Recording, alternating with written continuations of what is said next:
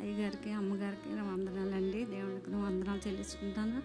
సంఘస్థులు పెద్దలకి, చిన్నగా అందరికీ వందనాలు చెల్లించుకుంటున్నానండి. నేను చెప్పను దాచుకుంటే మరి మీకు అందరికీ చాలామంది తెలుసు. నా మనవడైతే మనవడి గురించి ఎప్పుడు చెప్తా ఉంటున్నాను. మరి ప్రార్థనలోనూ చాలామంది ప్రార్థన చేశారండి. మెడలను కూడా కొంచెం నిలబడ్డాయి, చక్రంగా నుంచుంటున్నాడు.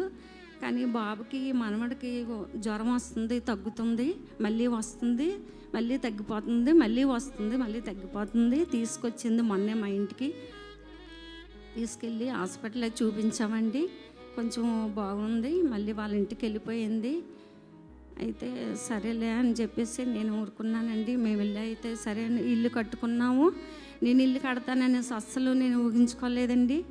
బాబాయ్ అయితే మరి ఇల్లు కట్టుకుందామని చెప్పేసి అన్నాడు. అంటే మరి ఇల్లు కట్టేసుకున్నామండి. పైన ఇంట్లోనూ కూడా గృహప్రవేశం చేసుకుందాం కదా అనేసి అనుకున్నామండి.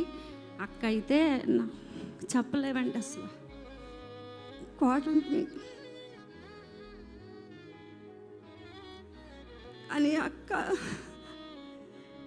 ఉదయం సాయంత్రం చిట్టి అనుకొని ఇంటికి వచ్చి, కానీ కోడలు మింగేసిందండి అక్కని. కానీ తల్లి లేదు, తండ్రి లేదు, నాకు ఆవిడే బాగా చూసేది.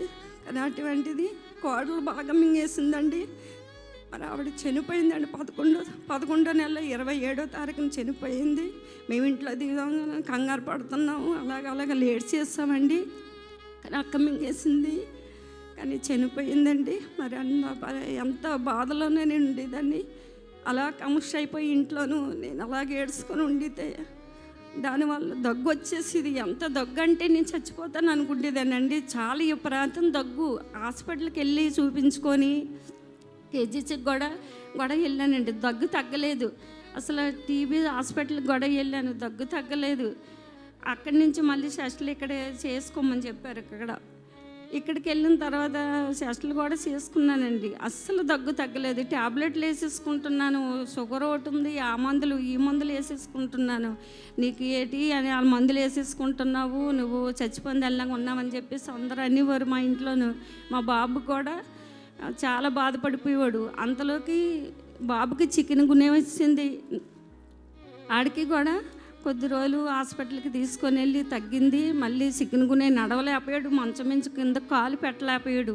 అలాంటి పిల్లడు కూడా కొంచెం తగ్గిన తర్వాత నాకు వాంతులు పట్టుకున్నాయి. వాంతులు, ఈ దగ్గు అంత విపరీతం దగ్గు వచ్చేసేది.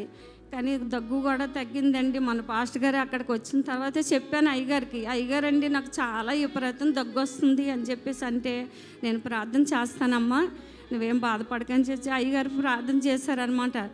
అయితే ప్రార్థన చేసిన తర్వాత తగ్గింది. అమ్మగారు కూడా చెప్పాను, అయ్యగారు కూడా ప్రార్థన చేసుకున్నాను. కానీ దగ్గు ఇప్పుడు పర్వాలేదు, బాగా కొంచెం తగ్గిందండి.